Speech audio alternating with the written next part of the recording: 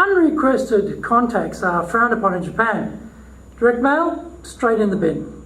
Emails from unknowns, deleted. Incoming phone calls are neglected and never called back. This is grossly unfair, you might be thinking. You might also be thinking that cold calling is a dead duck in Japan. Well, that is not the case. Cold calling always has a relatively low hit rate, but there are occasions where you have no entry point for a prospect you wish to connect with and the cold call becomes a necessity.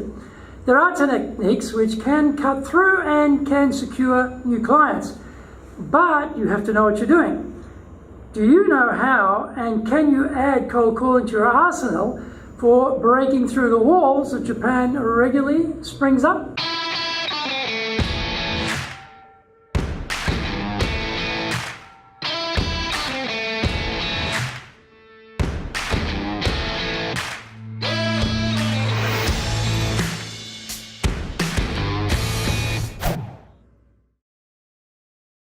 Welcome back to this weekly edition, every Tuesday of the Cutting Edge Japan Business Show. I'm your host, Dr. Greg Story, President of Dale Carnegie Training Japan and best-selling author of Japan Sales Mastery. We are bringing this show to you from our High Performance Center in Akasaka in Minato-ku, the business center of Tokyo. Why the cutting edge? In this show, we are looking at the critical areas for success in business in Japan. We want to help advance everyone's thinking so that we can be at the forefront, the cutting edge of how to flourish here in this market. Before we get into this week's topic, here is what caught my attention lately. According to a joint study by Nomura Research Institute and the University of Oxford, AI and robots will replace the human workforce in greater numbers, and 49% of Japanese workers will lose their jobs by 2030.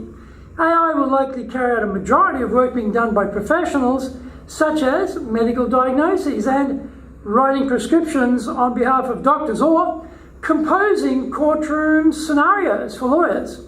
In other news, the Tokyo Game Show this year devoted a much larger space to competitive video gaming, and competitions were held on all 4 days of the show. This year there were 2 stages set up for esports competition. Fans can see how the players fare in group environments, and this will raise the popularity of the games, according to Capcom's Shigenori Araki, head of esports. According to Hideki Okamura, the chairman of the Computer Entertainment Suppliers Association, the market lags behind that of other countries. If you compare our market to the market outside of Japan, you can see a big gap. That is why our organization was created. This is episode number 54, and we are talking about can't cold call in Japan. Oh yeah, really?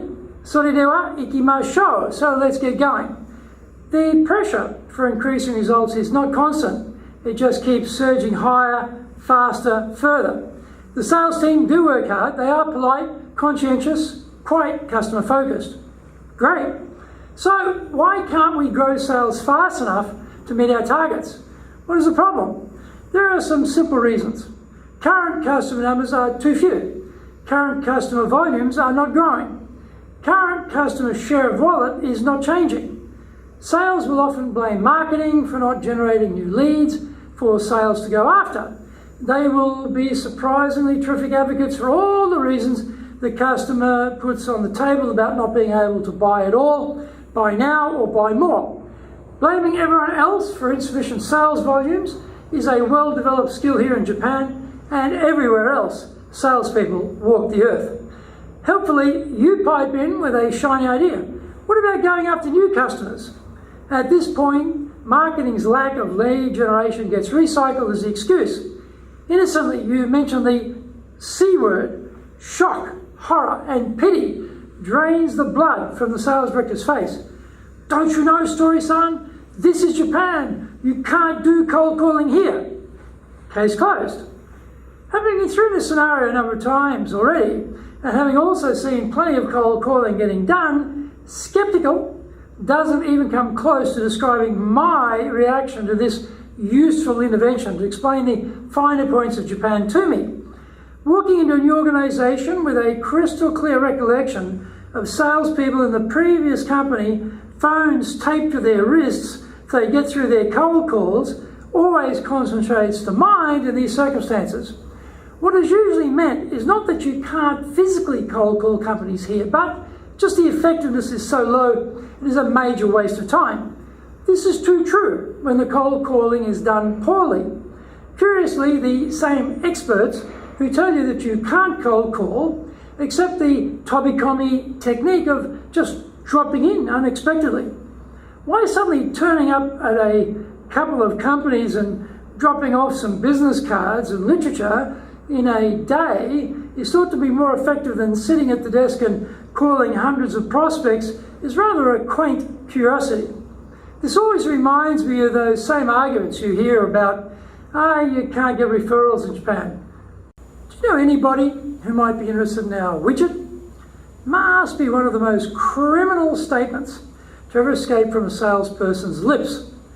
The problem is when the way we ask is rubbish, don't be surprised with a pathetic result. Design is critical to increasing success rates for cold calling and referrals. Amazingly, hardly any salespeople ever plan their conversations.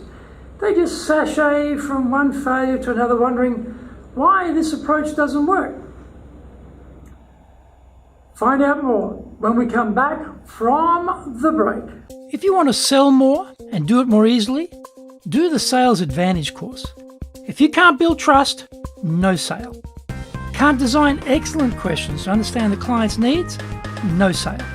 Can't present the solution convincingly? No sale. Can't handle objections properly? No sale. Can't close? No sale. Master the sales process by doing the Sales Advantage course now in either Japanese or English. The bestseller, Japan Sales Mastery, is the new Bible of selling in Japan. To sell to Japanese buyers, you need to create long-term partner-level trust, fully understand Japanese buyers' real needs, convince buyers with your solutions, overcome their hesitation, fear, and doubt, know how to ask for the order, ensure repeat orders. This book is the product of 30 plus years in the trenches selling in Japan. Order Japan Sales Mastery now.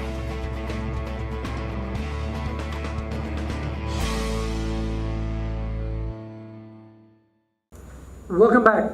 Cold calling works much better when we are very clear about the outcome we can expect to achieve.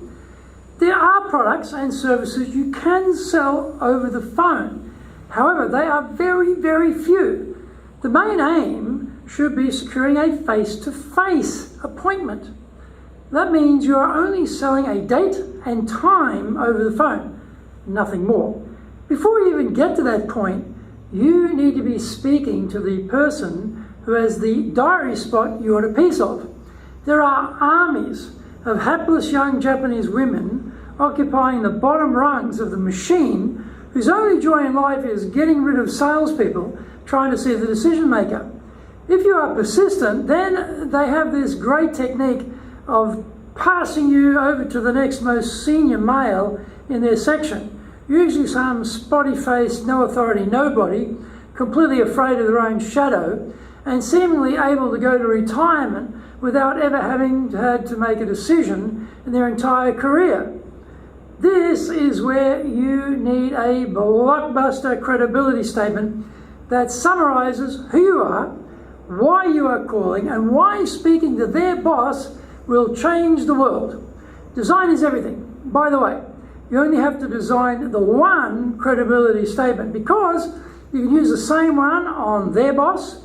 You might refer to some recent research you would like to share, which will be a big help to their business now and into the future.